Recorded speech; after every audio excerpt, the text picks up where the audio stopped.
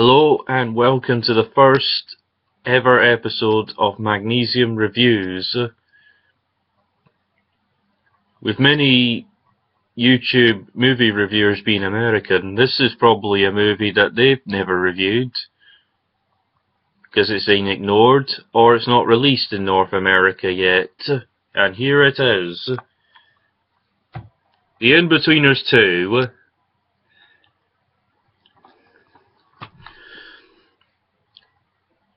In a nutshell, I thought it was good actually, but also unfortunately is their swan song.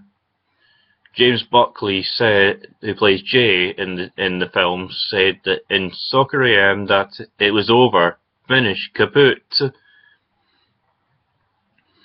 But you never can tell with these things. So, let's start at the beginning, shall we?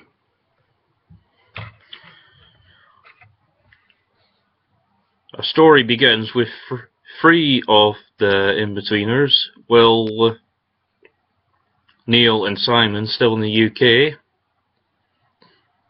Life after school has been tough for them. Simon's girlfriend's horrible to her. Will is being annoyed by fellow university students. Neil, he's just being Neil in a way. Until they get an email from Jay, being Jay, who's on a gap year in Australia, persuading them to come along for a holiday. And Jay being Jay isn't really as realistic. He says he's getting a lot of action, shall we say, 24 hours a day, 7 days a week.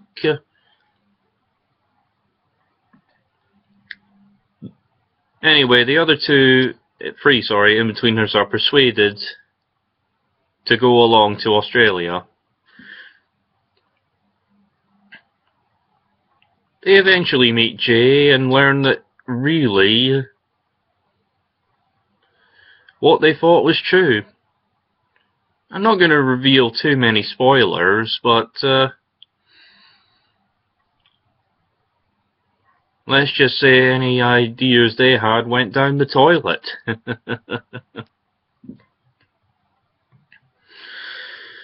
While there, they decide to see the sights. Will meets sort of a childhood sweetheart while he's there, but her backpacker mates are a bit adventurous, shall we say.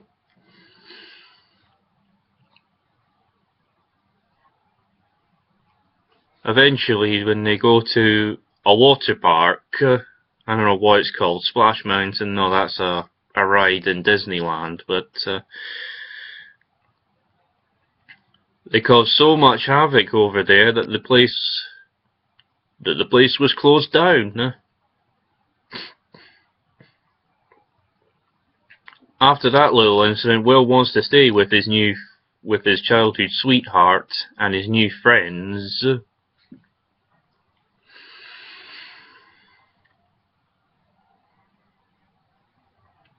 That he wants to stay with them, while we learn the real reason Jay is in Australia is because his ex-girlfriend is there.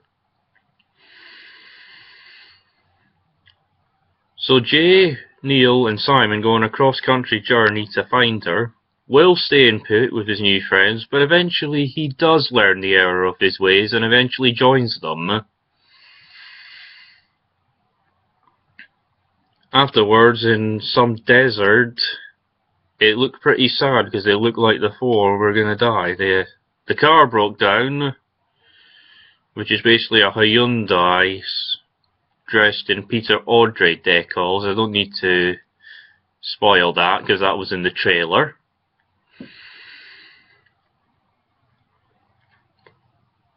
It was better than the Fiat Cinquecento anyway.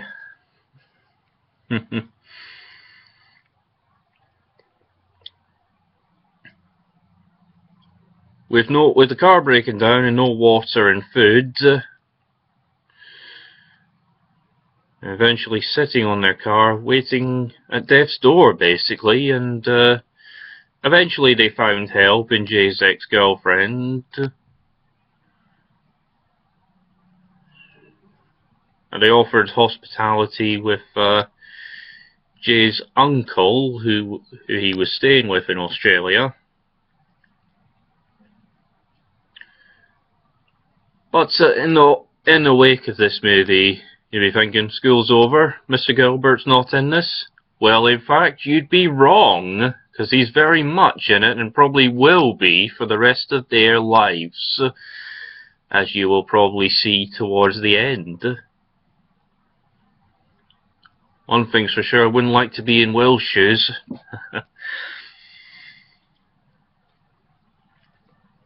You'll soon find out if you eventually see this. Anyway, with all this old new news, all four of them decided to go travelling across Australia and Asia and cause quite a lot of havoc wherever they go, basically. Eventually arriving back in the UK to their families. And almost forgot, Simon and his girlfriend eventually do break up because his girlfriend slept with his best friend. So, it's not all bad news for them, in a way. Neil being Neil gets a sort of middle-aged Aussie girlfriend.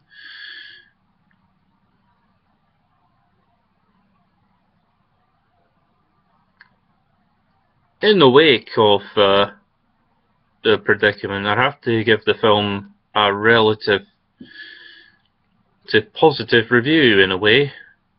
Although anything you'd expect them to be having being the Inbetweeners, but it's the way that it's kind of the way that everything comes off. You'll expect them to be something disgusting, something that'll make you want to vomit, but it is unpredictable. It is about as unpredictable as a motor race, really. You just can't predict it. Positive reviews from all major newspapers. 4 stars out of 5. I'd have to really agree with that, in fact.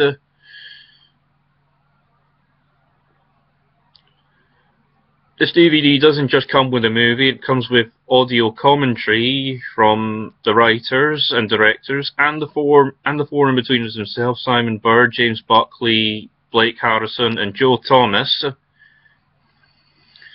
We got a behind the scenes featurette, deleted scenes and a blooper reel, which is probably just as funny as the film, in fact, because this film really had a lot of bloopers in it, and a lot of poopers as well.